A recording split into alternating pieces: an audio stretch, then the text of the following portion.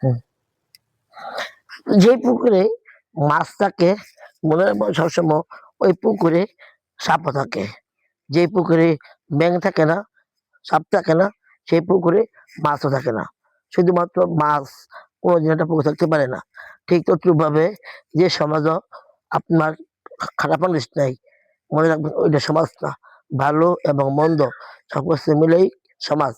আপনি যদি মনে করেন শুধু ভালো মানুষ দিয়ে সমাজ গঠন করবেন তা ঠিক, কিন্তু সমাজও খারাপ মানুষ থাকবেই। এই সমাজ মানেই ভালো আর মন্দ মিশিয়া। পৃথিবীটা এরকম, আপনি যেমনটা চান কোনো যেমনটা হইব না। আপনার আশা এবং আকাঙ্ক্ষা, আপনার স্বপ্ন হতে হবে বাস্তবময়। তা না হলে আপনার জীবনে কিভাবে হবে, কাজ করবেন, এটি তো মূল কথা কয়। মনে রাখবেন স্বাধীন দেশে বসবাস করি, কিন্তু ৫৪ বছর পার হয়ে গেল, স্বাধীনতা পাই নাই। আসলে এটা কিন্তু আমাদের সংস্কৃতির এরকম। আমরা যাতেই কোনো একটা দেশ বালা চলবো, আসলে আমরাই তো বালা জানি ভাই। পৃথিবীর মধ্যে হাজারো মানুষ আছে, হাজারো কাজ করে। দেখেন কিন্তু সব মানুষ কি একরকম? সবার কথাবার্তা একরকম? আপনার জীবনে যা কিছু করতেছেন, আপনি ভাবতেছেন যে আমি যদি এরকম হইতাম, আমি এরকমটা করতাম। আমার যদি টাকা থাকতো গরিবকে দিতাম।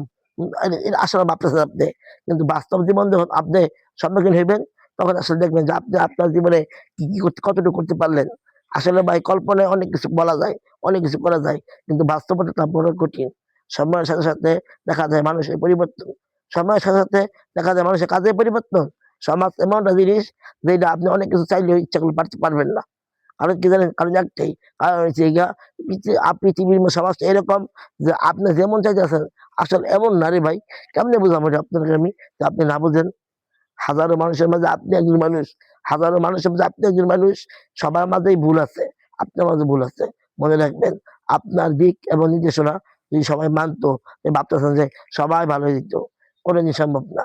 আপনি যতই ভাবি না কেন, আমার ভাবা এবং চিন্তা কোনোদিন এক হইব না। মানুষ মানুষের জন্য বিপদ আপদে পাশে থাকবো, এটাই সবচেয়ে বাস্তব পরিচয়।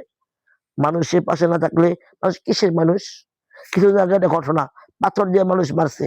আসলে কি পৃথিবীর মাঝে আমরা এমন এক জাতি, পৃথিবীর মাঝে যা আমরা নিজের স্বার্থের জন্য আমরা দুনিয়ার সবকিছু ধ্বংস করতে পারি।